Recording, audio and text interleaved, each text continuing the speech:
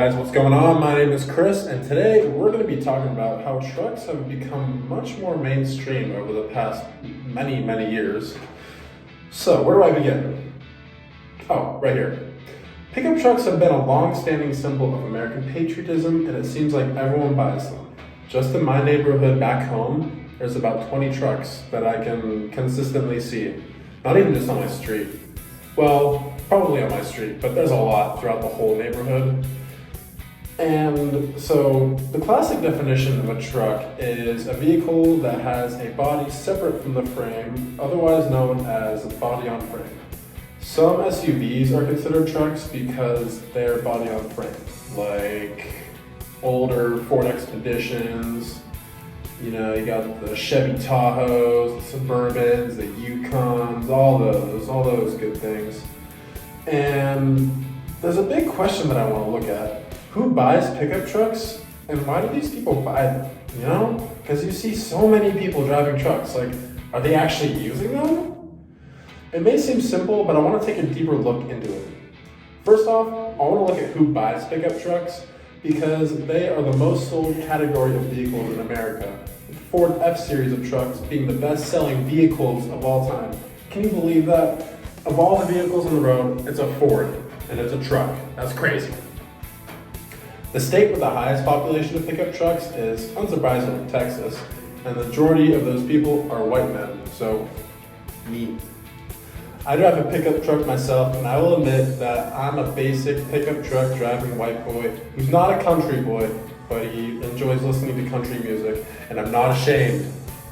Even all across the country, white men are far more likely to buy a pickup truck than any other group of people, and you can usually spot truck owners in a crowd.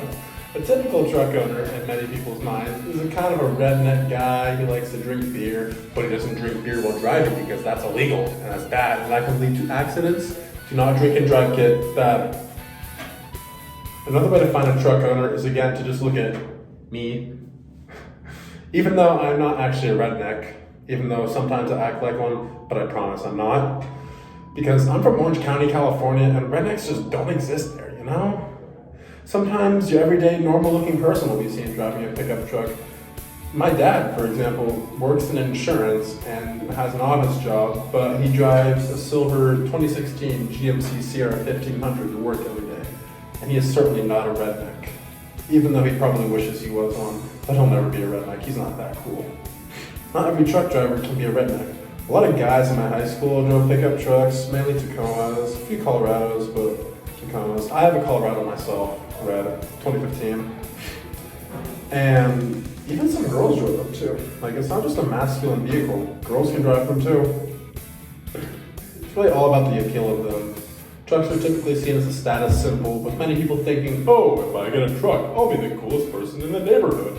When in reality, they're like all the other suburban dads and teenage boys. Sometimes people will buy these bigger trucks to use as family vehicles, even though they may not be the most practical choice out there. And then along with the family man or the suburban teen, you got the off-road junkies.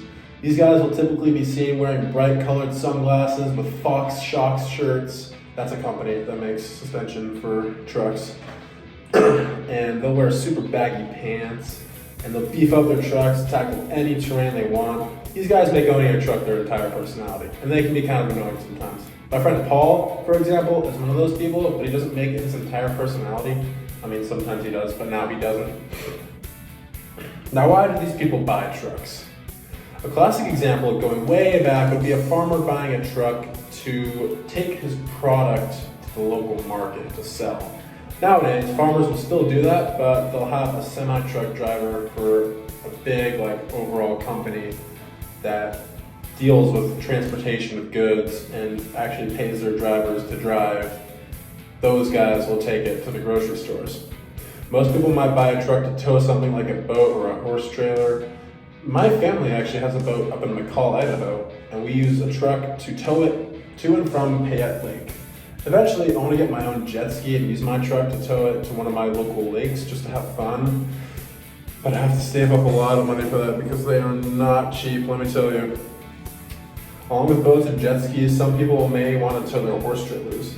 There's a big community near me where people can keep horses and they all have horse trailers. Typically these people will drive like a Super Duty pickup truck or a 2500, and they have more power to tow heavier objects, so that's why they do that. Some horse trailers carry multiple horses, so it's best to keep in mind how much you are towing.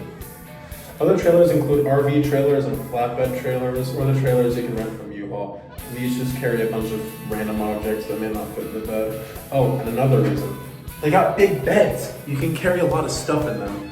Like, just over Christmas break, I actually used my truck to take trash to the dump. So yeah, I use my truck. And other people use their trucks for truck things. And thank you for watching. Bye-bye.